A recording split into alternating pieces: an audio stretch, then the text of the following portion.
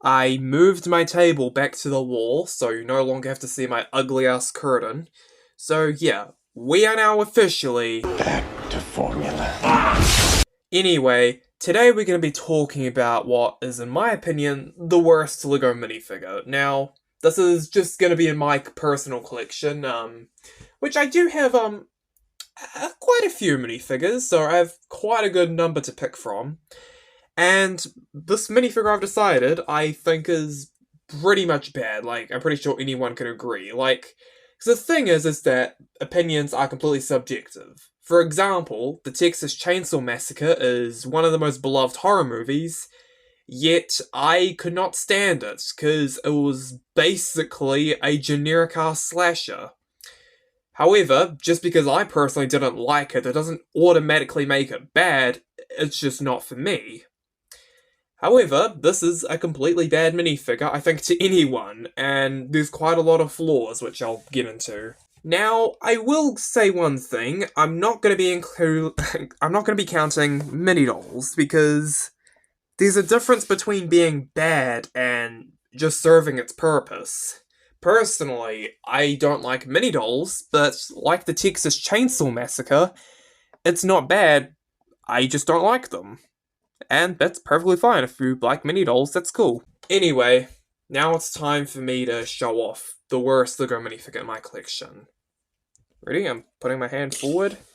And it is Jestro from the 2017 Next Night's Wave. Now, why do I think Jestro is so bad? Well, I'll start off with the context behind this minifigure. In the show and in promotional artwork, this is basically Jestro, but completely glowing blue, all over. However, they used a transparent head for Jestro, but solid blue colours for the rest of his body.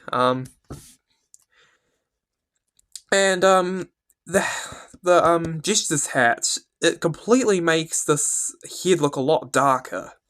And I'm just going to remove this real quick, because I do think this is a really, really nice head. It's got some good detailing on it, but it looks very feminine. I don't know if that's just me, but this looks more like a witch's face or something. It doesn't look like it belongs to a male character, to the point where when I used this in customs, I used it for a female character. Now, I will say that on the other side, there is, an alternate face where, you can have Jestro's quote-unquote normal appearance, which I'll get back to that problem later, but, as you can see, this, it matches better. Like, the face is better with, the arm and the leg. However, this is not supposed to be the same color as the arm and the leg. This is meant to be white, because this was around the time LEGO's printing started getting really bad. This was like 2017, 2018. The paint was really thin. I don't know if you can see it well on camera, but if you look at the torso, the yellow from underneath is shining through a lot, and it does not look good. Because this here is supposed to be the same color as the arm and the leg, and I guess if you want to say the face, but this is meant to be white. And another thing, since this is intended to be white, why is it meant to be white? It's not gonna fit in with blues and shit. Like, it's something that always really bothered me with it. This is meant to be Jestro, like, normally. And I just don't really think that works. Like, if you want to convert normal Jestro, then I guess use the original Jestro, which I will be drawing comparisons, because this Jestro minifigure, first of all, it looks a whole lot better. And it also tells you everything you need to know about this character. You can see he's a jester, obviously, but if you look at all the rips on him, his disgusting face, and all the splotches and stains, you can tell that he's been through shit. He's completely lost his mind. And that's why I absolutely love the 2016 Jestro minifigure. Because it totally, gives you an idea of who he is and what he thinks. But this one, it just looks like, I guess you can see insanity, but it just looks like an electrified crazy jester, like Electro or something. And I just think this one just does, like, it tells you a lot more about his character more than this one does. Also, another thing, I just don't think the color scheme really works. I like orange and purple as the colors, but the blue and black just adds way too many colors. This one, his primary colors are just red and purple with dark red as an accent. That's a much better color scheme in my opinion. This is just so much messier.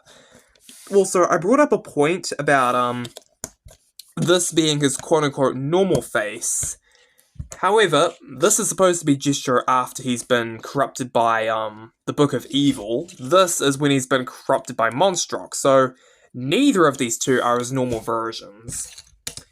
This is his normal version, and as you can see, this Gestro's alternate face, it should be this one, because in the show, he's converted from this to this, and when he's reverted back, he's reverted from this to this. And so, it just doesn't make a lot of sense why he would have the previous wave's face. And also, this figure is also a lot better. I still prefer this one, but this is still a good Gestro minifigure, and it also has just a much better color scheme.